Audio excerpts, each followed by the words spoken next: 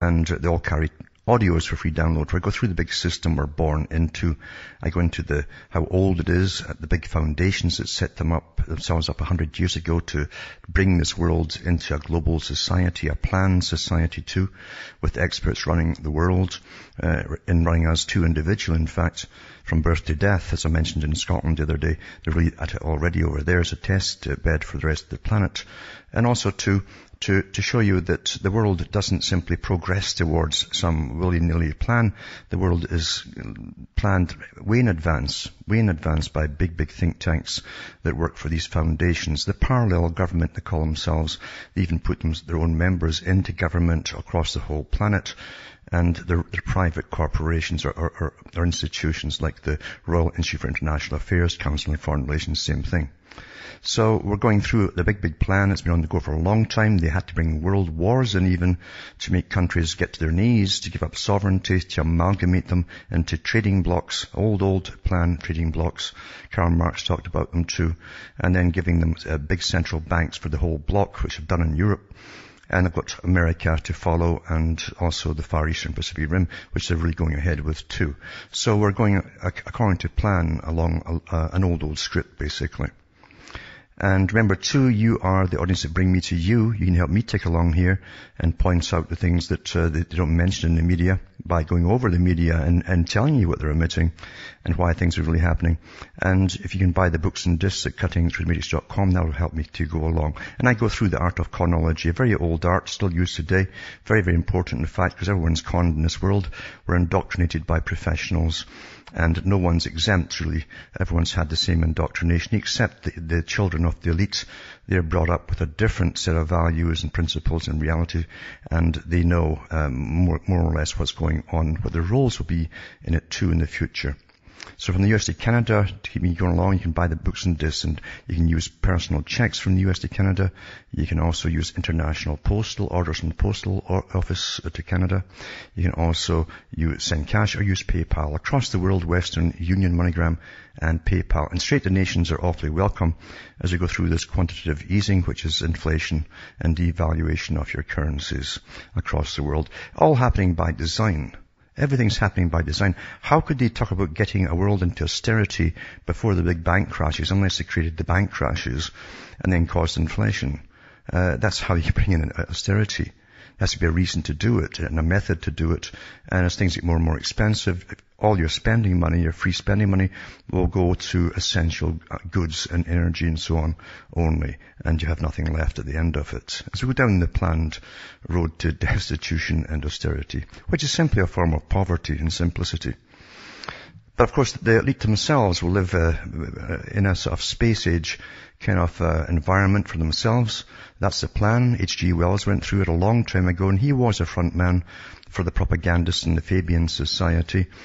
And he did believe that experts should rule the world, and that the average person was just too stupid to make their own way in the world or plan their own lives out ahead, and so on and so on. So we're really living through a script. It's hard for most folk to accept. They believe it must be aliens. It has to be aliens because humans aren't bright enough. And only a person who is ignorant, and we are ignorant, we're kept ignorant, in fact, of the long history of humanity and the long history of great minds, even thousands of years ago, who understood how the masses of the humans think. Of course, humans are doing this, and the sciences are well understood, and they're pretty well perfected today. Back with more after this.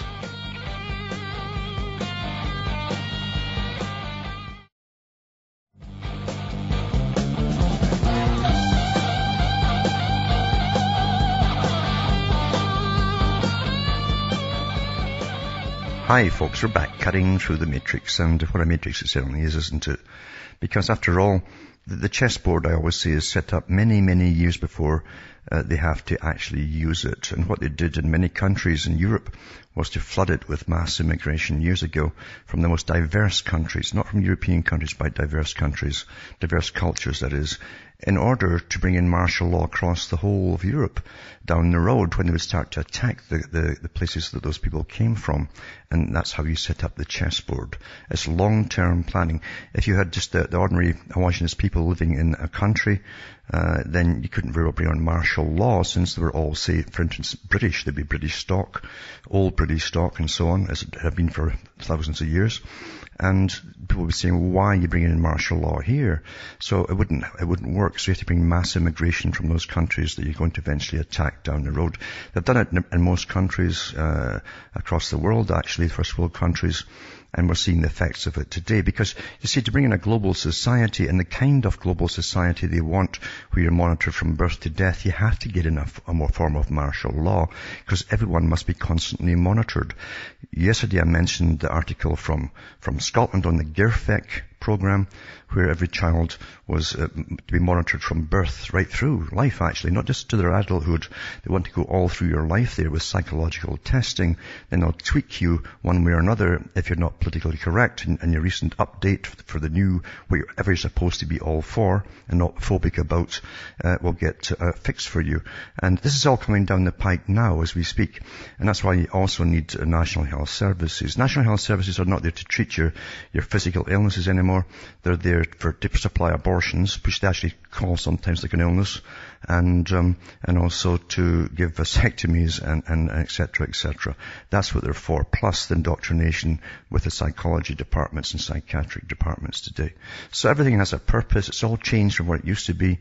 And it's interesting to go back to even Lenin, who said that eventually all these services which will start up in the Western world, the capitalist world, will turn into be authorities down the road. That was always the plan. He knew that back then.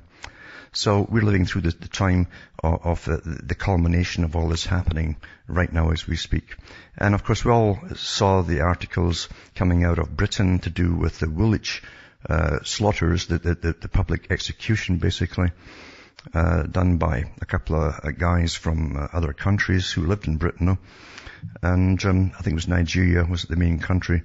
But it turns out, of course, like most things, you always find MI5 in Britain, or you'll find the main secret services in other countries setting up guys for falls, etc. They do know who's going to do what. Everyone's monitored, especially these people, because it turns out that the suspects in this had been going into notorious websites. So everyone's been watched, you see. Why do you think these notorious, suspicious websites are allowed to stay up all the time? They're trying to radicalize people to do crazy things. Who do you think puts them up and finances it and doesn't get them pulled? When you can pull sites in Australia, for instance, that are against abortion, they get pulled immediately. But here you are with a country like Britain, and they allow a sort of a jihadist website to carry on. And of course the whole idea is to entrap people, find out who's looking into them, follow up on them, find out who they are, etc., and find out what their mental state is, etc. Anyway, it turns out that the Woolwich murder suspect Michael Adebolajo was approached by MI5 6 months ago and asked if he would work for the security service. A childhood friend of the suspect terrorist claimed MI5 started following Adebowale after a trip to Kenya last year. He went to Kenya in the hopes to cross the border and join another group of terrorists, apparently. So Britain tipped off Kenya. They grabbed the suspect at the airport, and they held him for quite some time. And it said here, the murder suspect believed MI5 was bugging him and knocking on his door, asking for information on certain individuals. And it says, MI5 is already facing the criticism after it emerged that Adebolajo and fellow suspect Michael Adebowale had been monitored by the security service for 8 years. 8 years. Now remember too, these are the prime suspects who've been to all these different websites. They'd been abroad looking to get recruited by terrorists, etc. And they were under the watchful gaze, it had to be daily, by the way, of MI5, and yet it still happened.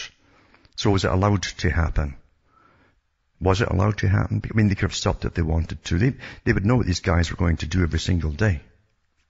And not only that too, they're already trying to use this to get more surveillance on the general population, who already have all their emails and everything else monitored. Why does the whole population have to get monitored, but this kind of thing still happens? And MI5 had these two guys in their sights all the time. This is allowed to happen. Obviously. Anyway, it says it's facing an inquiry by MPs amid a raft of devastating revelations about the alleged killer's known links to Islamist extremism. It says, speaking on BBC's News Night programme last night about Adebolajo's MI5 claims, said his working was, "They are bugging me. They won't leave me alone." That was the MI5. He mentions initially they wanted to ask him if he knew certain individuals, but after him saying that he didn't know these individuals, what he said was they asked him if he would be interested in working for them. He was explicit in that he refused to work for them, but he did confirm he didn't know the individuals that they were asking about. Nusaybah also said he thought Adebolajo had undergone a change following his detention by security forces on the trip when he was detained in Kenya. He said, suggested he'd been physically and sexually abused while he was interrogated in the African country, and after this he became withdrawn and less talkative. He wasn't his usual bubbly self. And following this interview, Nusaybah himself was arrested at the BBC in relation to terrorism offences. The Metropolitan Police said a 31-year-old man was arrested in relation to terrorism offences and search warrants were executed at 2 addresses in East London. And it says the arrest was not directly linked to drummer Rigby's death, the Met said. It emerged earlier this week that Adebolajo was so high profile he was photographed outside Paddington Green Police Station 6 years ago behind notorious hate preacher Anjem Choudary. He even intercepted by officials as he attempted to travel to Somalia to fight alongside Islamist terrorists last year. Also emerged that he was a violent ex-prisoner who was a member of a banned terrorist group. Incredibly, he was said to have been preaching jihad on the streets of Woolwich earlier this week, only a few hundred meters or yards from where the 25-year-old army drummer Lee Rigby, a married father, was beheaded. As MI5 faced accusations that they let the man slip through the net. How could they? They were watching him every day. David Cameron ordered a full intelligence review by a Westminster committee. It's also claimed that Adebowale became radicalised after trying to escape gangland trouble. Britain's a mess now, isn't it? Absolute mess. As his London-born Adebowale was told to disappear after he was caught up with a local gang known as the Woolwich Boys and underwent a dramatic change of personality. Once he was a fun-loving schoolboy, described as always smiling and chattering to neighbours about Jamie Oliver recipes, he began dressing in traditional Islamic dress and preaching a radical message of hate. Adebowale gave up alcohol and began distributing radical leaflets near his mother's home in Greenwich, South East London. Neighbours said his Nigerian-born mother, Juliet Obasuya, was a probation officer and a hard-working Christian woman who raised Adebowale alone after separating from his father. Anyway, it goes on, but the fact is, MI5 knew these guys. They knew what they were doing. They're probably watching them every day. They certainly have all their phone conversations daily. They know what was going to happen, and it was allowed to happen. But they're using this to go after all the general population again for further intrusion into all the population's daily mails and so on, and their phone calls, etc., etc. So it's fulfilled its purpose.